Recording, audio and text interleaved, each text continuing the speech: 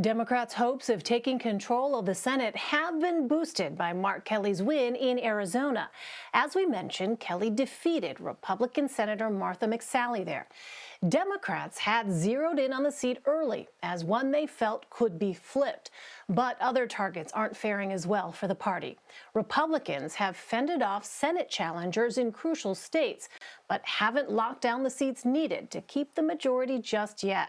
For more on this, let's bring in Amber Phillips. She's a reporter for the Washington Post's The Fix, where she focuses on Congress. Hi there, Amber. Great to see you again. So despite this Democratic win in Arizona, Democrats' path to the majority in the Senate is dwindling.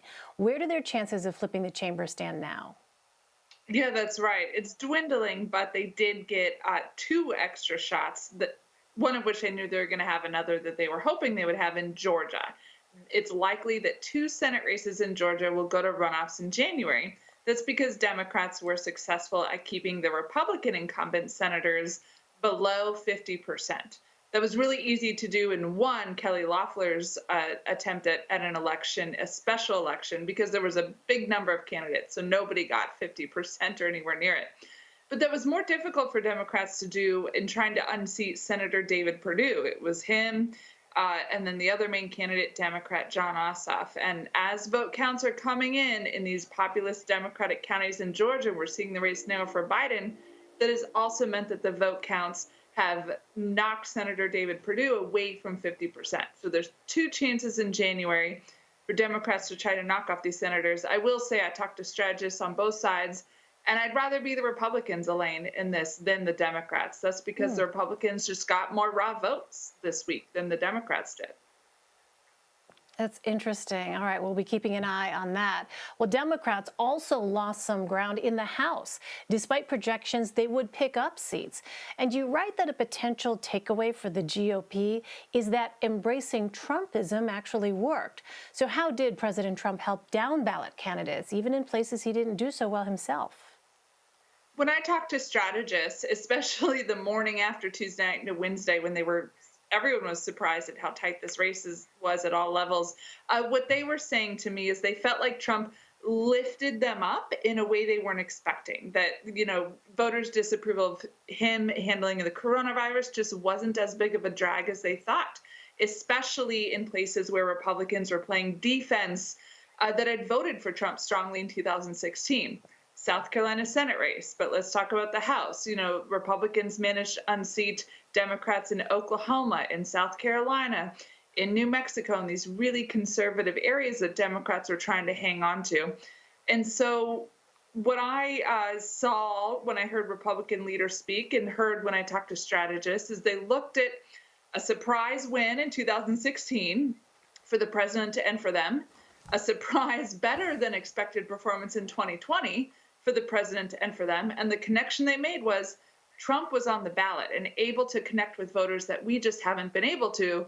So our base clearly likes Trumpism. We're going to stick with it.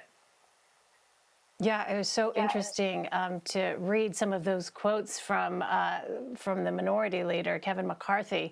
Well, what about House Speaker Nancy Pelosi? How is she reacting to these losses, and how should we expect her leadership to be altered, if at all, after the election? I would say on the whole, she's defensive. Well, there's widespread reporting yesterday that Democrats had an internal conference call, and there were curse words among some Democrats. They were so mad at not gaining seats and having these really tight elections that they didn't think they should have had in they were hoping for a blue wave year. I wouldn't say they necessarily blame Nancy Pelosi, but they felt like Democrats in the House particularly weren't able to push away the allegation of being socialists enough. Mm-hmm. And there was a lot of frustration with Pelosi on that front. She has responded by saying, look, we won the House. We might win the presidency. We still might win the Senate. We have a mandate, are the words that she used. And so today she sent out a letter to her House colleagues and said, I'm running for Speaker again. Please support me. There's no reason to think that they wouldn't and that there would be any kind of serious challenger like there might have been last time.